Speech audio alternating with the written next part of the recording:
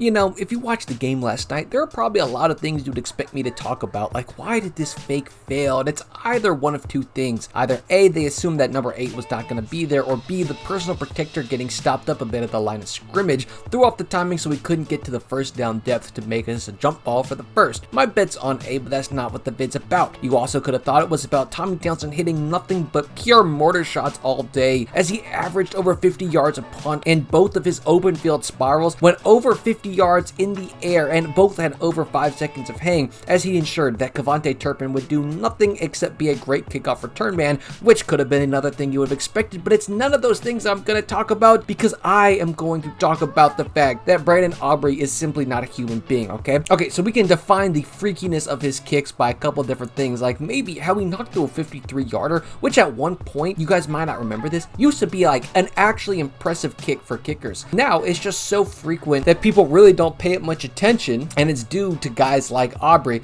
who make it less impressive. And how does he make it less impressive? Well, let's line him up from 64 yards, and he hits this one like an old school 53. And let's not forget that like less than 10 years ago, this would have been a NFL record-setting kick, and he's hitting this thing in the middle of the third quarter, which speaks a lot about Aubrey. But the actual situation that I think is incredibly impressive, and what really just shows how good of a kicker Aubrey is the 40-yarder that he misses, okay? So he comes back out, he kicks it, but while he's taking his plant step, he is slipping. Now the ball almost still goes in and doinks off the right upright, and to me, that is absolutely ridiculous, okay? Because the thing is, when you slip like this, you can't really close your hips to the ball because that requires your plant being firmly in the ground so it can pull your hips around. And usually, these kicks on a slip are just going to look terrible. But the fact that Aubrey was able to adjust on the fly and almost save this kick despite the lack of footing just shows how absolutely insane of a kicker he is and how much control he truly has over the ball. And really, this miss to me makes me way more confident that he's going to be nailing a 70-yarder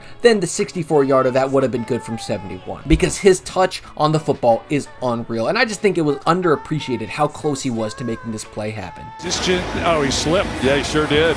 That left plant foot slipped.